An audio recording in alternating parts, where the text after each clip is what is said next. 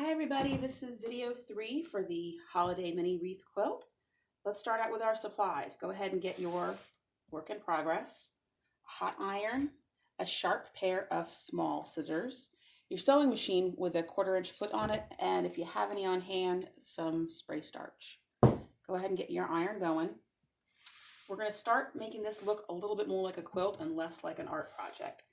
To start off, you're going to fold this first row down and hit it with the iron.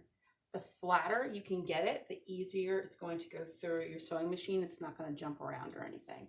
So get that nice and flat. Take that over to your sewing machine and sew that with a 1/4-inch seam with your 1/4-inch foot. After you've sewn that seam, you're going to go ahead and take a pair of sharp scissors and you're going to open that seam up so it lies flat as if you had sewn a regular seam.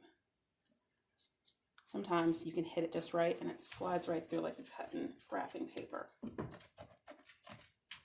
I like to do this on a flat surface on the edge. It's easier to do, not as easy to photograph.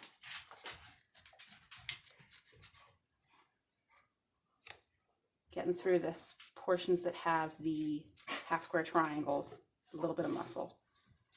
So once you've got that cut, you're going to lay it pretty side down, face down. First, you're going to use your fingers to press this seam open with your fingers, making sure that there's fabric on either side. And then go ahead and run your iron through. You're going to burn yourself once or twice, but it's all for your art and for your craft.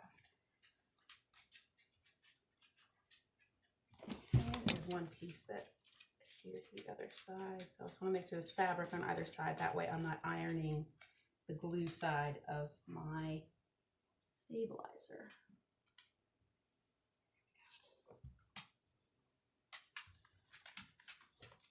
Okay, got that nice and flat. Flip it over, making sure that seam is staying open, and hit it again with your iron. Making sure that you're opening that seam up all the way. Give it a couple little tugs to make sure it's opened up all the way. If you're not fully pressing it open here, you're going to lose a 1/16 of an inch, and over the course of your quilt, you're going to lose a 1/2 inch altogether, and it's going to become pretty wonky. So, repeat. Fold it down. Give it a press with your iron so it's nice and flat. Take that over to your machine. Sew a line down it using your sharp scissors, cut that open, press it flat. Do a few rows. I've got 4 rows done, and from the front, this is optional. I'm going to hit it with a little bit of spray starch, easy cats, and give it a good press. And as I'm pressing, I'm just going to apply a little bit of pressure to the top to make sure I'm opening those seams up as much as possible. This spray starch is kind of optional. If you don't want to, you don't have to use it. You can see our quilt is starting to get a little bit compressed. That's because we're only doing the horizontal lines. Once we've done all the horizontal lines, it's going to look very smoshed and wonky, and you're going to panic for a second, but don't. Only reason it looks weird is because we've done all the horizontal lines, but haven't started on the vertical lines, so don't freak out. Let's see how it looks after I've done all the horizontal lines, and you'll see what I mean.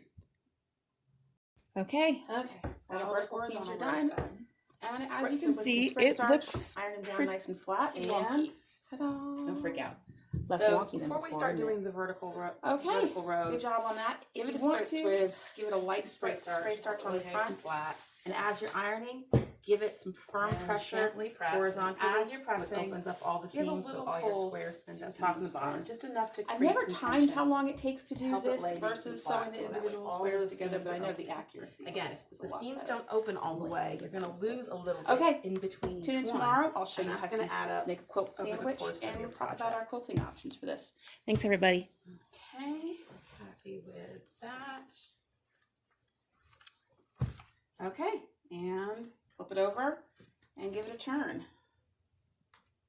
Actually, keep it face up. So now we're going to start on the vertical rows. And I'm trying to get it to lay as flat as I can, so that way in the end it still becomes a squared up project.